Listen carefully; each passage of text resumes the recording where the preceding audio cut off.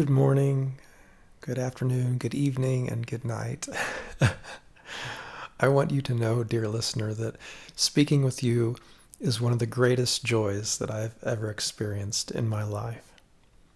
I want you to know that I love you as I love myself, and that this experience that I'm having with this YouTube channel and reaching out to you and answering the calling of love on my life, that this is a very, very happy experience for me, and I love you.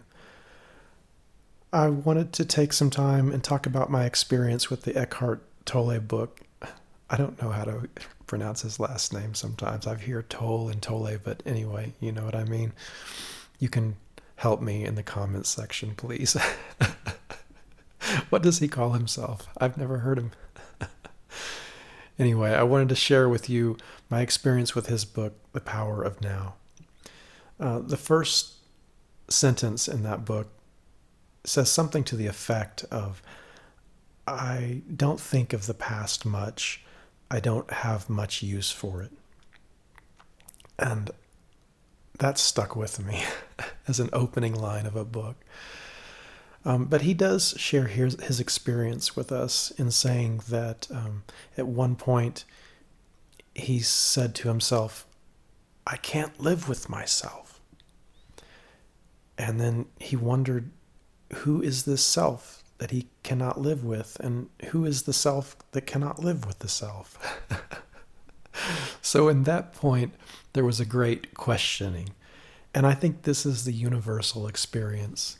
This is my experience too, is that I came to a place in my life where I was unable to live with myself. And that is how I found myself at a mental health treatment facility after having visited a psychiatric unit. I found myself at this place in my life of surrender. I had found myself at a 12-step house, a 12-step program, even though I was not really currently having an issue with any kind of chemical dependency.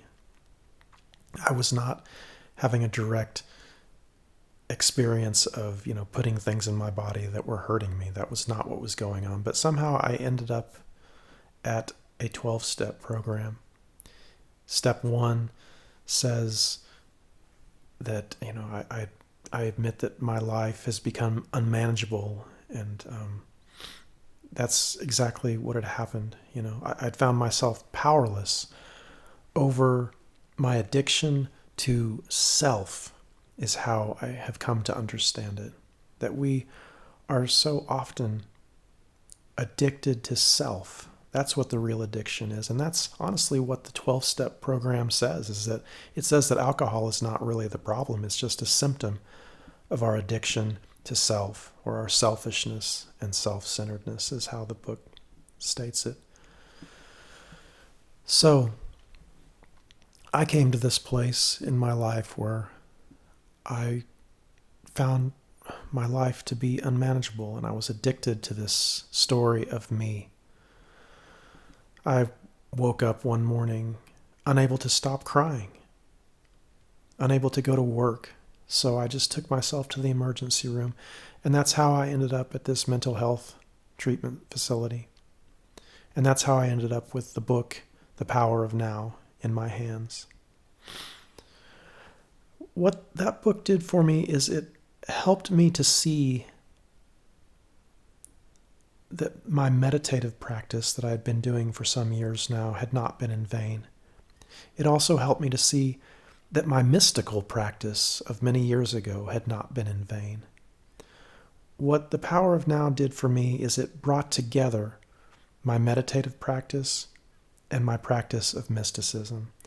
In the book, he uses many examples from the Bible to help us to come into presence, to help us to recognize that the presence that our meditative practice has been asking us to manifest is the same presence that the mystics, that the great teachers of God have been showing us. And that was really powerful for me. That was a very powerful moment when those two worlds came together. And it was in that moment that I had a vision. I had a vision of some kind of core of stillness that was in my chest. And I came to believe that that core of stillness wanted to restore me to sanity. And you know what was interesting is I immediately took up my meditative practice that I had been unable to perform. And what happened is I began to discover my ego. There was an absolute statement made by Tolle in that book where he says something to the effect of, whenever you suffer, it's an ego problem. Whenever you suffer, it's an ego problem. And I recognized that statement as an absolute, and I bucked against it because I was not into absolutes. But I was suffering so deeply, and I had been affected by the book so deeply already that I just said yes to that statement. And I said I was willing to assume that any time I began suffering, that it was an ego problem, that it was my ego causing me to suffer, that it was me that was inventing my own suffering. And that was a huge, huge step for me in accepting that absolute.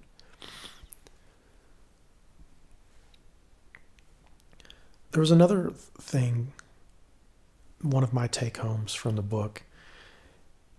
He talks about the pain body, the emotional pain body. And this model, or his description of this experience of the pain body, really helped me. It gave me some context for my own experience. I had been visiting therapists for years, and I was well aware of cognitive behavioral therapy. And in cognitive behavioral therapy, the model is this, that first we have a thought, and then we have an emotion, and then we have a behavior or an acting out of our negative thought and our negative emotion. And so I had spent years kind of policing my thoughts, or in Christianity, we might say taking every thought captive into the obedience of Jesus Christ, right? I hadn't really thought of it that way for a while, but that is one point, is that as we begin to see from a more universal perspective, we begin to see all of the teachings as becoming one. But through cognitive behavioral therapy, I had become willing, once again, to begin observing my thoughts and to begin disassociating from my thoughts, really. Understanding that I was not my thoughts. Another big thing that I got from Buddhism and my teachings from Pema Chodron too, yes, is that I am not my thoughts, I am not my emotions, that I can observe those thoughts, I can observe those emotions, but I am not them. So, Eckhart's teaching on the emotional pain body became very useful to me because it described an experience that I had been trying to explain to my therapists in cognitive behavioral therapy for so long. And it was that I was doing all the work. I was replacing my negative thoughts with positive thoughts, or I was just observing them in non-judgment. There are many different ways that you might go about that. But I was doing all that. I was exercising, I was socializing, I was being creative, I was going to work, I was releasing my expectations and my judgments. But then something would happen where I would become overwhelmed by my emotions inexplicably. And it seemed that I was completely incapable of not being overwhelmed by my emotions. And that was always very, very frustrating to me when I've been doing so much work for so long to try to, make myself better, to try to fix myself. And then I found myself seemingly helpless and overwhelmed by my emotions. So Eckhart's emotional pain body model became very helpful to me. He describes it like this. He says the emotional pain body is like a little creature, all of its own volition, that sleeps and sleeps, and then it wakes up and it becomes hungry and it needs to feed. And so it comes to you and it begins to feed on your mind, and its very presence creates this negative emotional experience, and the negative emotional experience creates negative thoughts, and that is exactly what the emotional pain body wants to feed on, is the negative thoughts. So this was the second part of Eckhart's teaching that really helped me, because it helped me to understand that sometimes this emotional pain body was just going to come, and it wasn't because of anything wrong that I did, but it was going to happen. So, yeah, there was this absolute idea that anytime I'm suffering, that it's an ego problem. And then there was this teaching on the emotional pain body, which helped me to begin to make peace.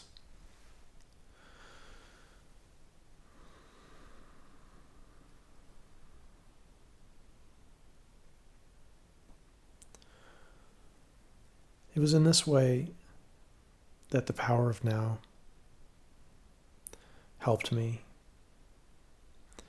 And I hope that somehow this helps you, whether it means that you get the book, or it begins a discussion between you and I. Because that wasn't the end of my story. It wasn't a fix. It was really the beginning. Like I said, I was in a 12-step program. Step 2 is I came to believe that a power greater than myself could restore me to sanity. I went ahead with the steps after that. Step 3, I made a decision to turn my will and my life over to the care of God as I understood God. I went ahead with more fearless and searching moral inventories. I shared my moral inventory with another human being. And these are just parts of a practice, right?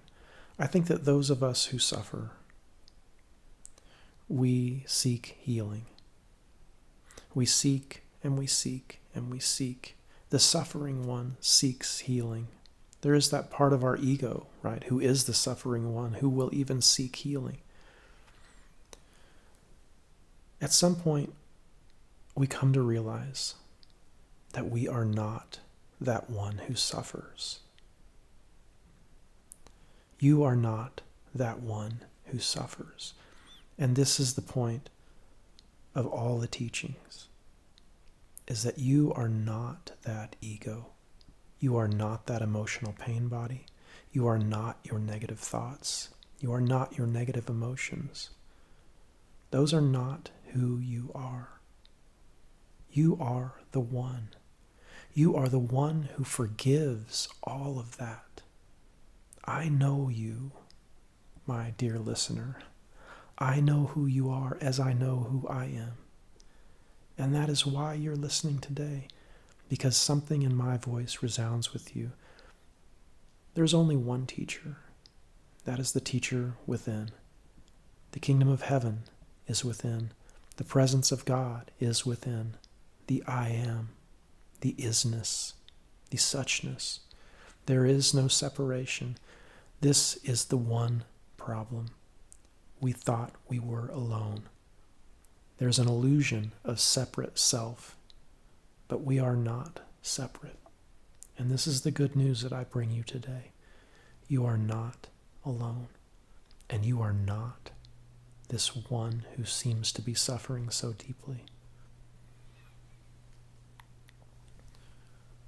Thank you for joining me today. Thank you so much for being with me. Thank you for listening. I am so grateful. I can feel your presence. I know you are there, as I know I am here, as I know that God is with us. There is no separation. We are of one mind, and this is the mind that we are joined in right now, you and I. This mind of love, this mind of healing, this mind of forgiveness, this mind of absolute and unconditional forgiveness. I have come to believe that God never punished anyone. It is only ourselves that punish. That punishing God is an invention of our own punishing minds, of our own separate minds. Who is there to punish? There is no one to punish. Fear of God only pushes us away from God. There is nothing to fear in love. The only one who fears is the ego. And that ego, has no substance. Do you see? The ego will believe in a fearful, punishing God. But that is not the truth. And that is what the Christ showed us. Yes? I love you. It's for freedom's sake that you are here right now. It's for freedom's sake that I am here right now. That we are here and that we are one. This is what the Christ showed us. He showed us to see through the illusion. He showed us how to die to the false self. And then he showed us how to be resurrected. He said, the kingdom of heaven is like a seed that goes into the ground. It dies. Its roots go into the rot and the decay, drawing nutrients. Its branches push up into the heavens, absorbing light, which is both wave and particle somehow. The quantum realm where an object might spin one direction and the other direction simultaneously. A quantum realm where an object might pass through another object as if it never happened. And there is truth there. None of this ever happened. The death, the suffering, the loss, the anguish, the desperation, none of that is true. That is the false self. That is the false creation. That is what we created for ourselves. That is the suffering that we created for ourselves. Aloneness, isolation, alienation, none of that is true. All that is true is love. And this is who you are. And our problems cannot be solved from the same level of consciousness that they were created. Yes? Thank you, Mr. Einstein. Einstein was just bewildered by what he called spooky action, that one particle on this side of the universe could affect the spin of a particle on the other side of the universe instantaneously, faster than the speed of light. He called it spooky action because it was just not something he wanted to be. It was unreal. It was ghostly. And that is exactly what our egos are like. Ghostly, of no substance. Space and time are not as we thought they were. Things are not nearly as solid as we thought they were. And this is how we see through the illusion. This is how we understand. Your ego, your suffering is not nearly as solid as you thought it was. Thank you for being with me today. If you like this, subscribe to my channel. I'd love to talk with you more. I am here as you are here. Thanks to our brother Eckhart for sharing the good news with us, the message of love, the message of oneness, the message of freedom. You are the teacher. The teacher is in you. You are the Savior. You are the life. You are the way. You are the truth. All those suffering parts of you do not exist. Become the forgiveness that you need for yourself today. Become the forgiveness that the world is crying out for. I love you. God bless you.